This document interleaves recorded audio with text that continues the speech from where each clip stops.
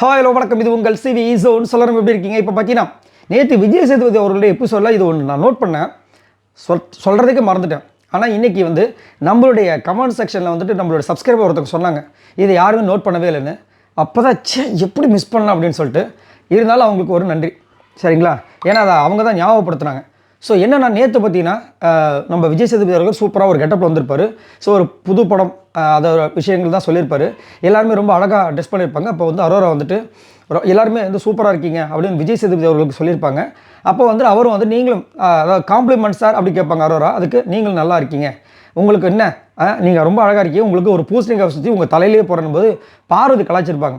Sir தலையிலேயே வேணாம், அப்புறம் நீங்கள் கொடுத்த டார்ச்சலே என் தலையில் தான் இருக்குது, இப்போ தலையில் தானே போடுவேன் அப்படின்போது அவங்க அழகாக என்ன சொல்லுவாங்கன்னா, சார் இது கூட இல்லைன்னா எப்படி சார் அப்படின்போது அவர் சிரிப்பார். சிரிச்சுட்டு நான் தான் சிரிச்சுட்டு நான் தான் சொன்னேன்ல, இப்படி பேசி கன்வின்ஸ் பண்ணுற பார்வால் ஒரு பைக்கை பேசி விற்க முடியல அப்படின்னு சொல்லிட்டு அதனால தான் நான் முன்னாடியே சொன்னேன். எப்படி? அதனால தான் முன்னாடியே சொன்னேன், தேவையில்லாத இடத்துல முதலீடு பண்ணாதீங்கன்னு சொன்னேன், கேட்டா தானே அப்படின்னார். இதனால தான் நான் முன்னாடியே சொன்னேன், தேவையில்லாத இடத்துல முதலீடு பண்ணாதீங்கன்னு கேட்டா தானே. அவங்க அப்படியே யோசிச்சிருப்பாங்க, அப்புறம் ஒரு மாதிரி முழிச்சிருப்பாங்க, எதுக்கு சொல்கிறாரு தெரியலையே அப்படின்னு.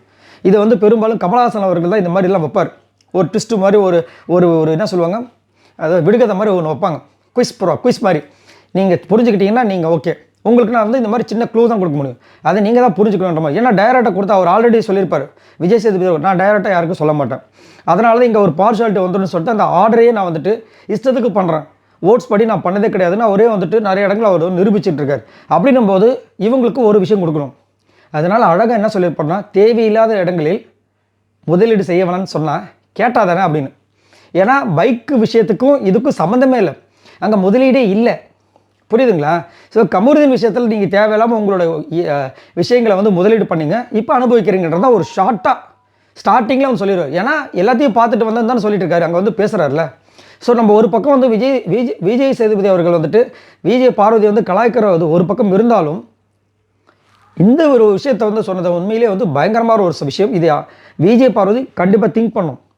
தேவையில்லாத இடங்களில் முதலீடு பண்ணால் இந்த மாதிரி தான் நீ மாட்டணும், கேட்டால் தானே அப்படின்னு சொன்னதை திங்க் பண்ணும். எதுக்காக விஜய் சேதுபதி அவர்கள் சொன்னார்? 10-11 இதையும் விட்டுட்டாங்கன்னா கஷ்டம். இது வந்து உண்மையிலே ஒரு சரியான ஒரு க்ளூவாக தான் நான் பார்க்குறேன். உங்களுக்கு என்ன தோணுன்னு சொல்லுங்கள். அதே மாதிரி நீங்கள் இதை நோட் பண்ணிங்களா? நான் நோட் பண்ணேன், நோட் பேடில் வச்சு நோட் பண்ணிட்டே வருவேன் ஒன்று ஒன்றா. அடுத்தது இந்த ஒரு பாயிண்ட் மிஸ் பண்ணிட்டேன், மற்றதெல்லாம் சொல்லிட்டு வந்தேன். இருந்தாலும் அந்த சொன்ன சிஸ்டருக்கு ரொம்ப ரொம்ப நன்றி. இதை பற்றி உங்களோட கருத்துக்களை சொல்லுங்கள். பாய் நண்பர்களே.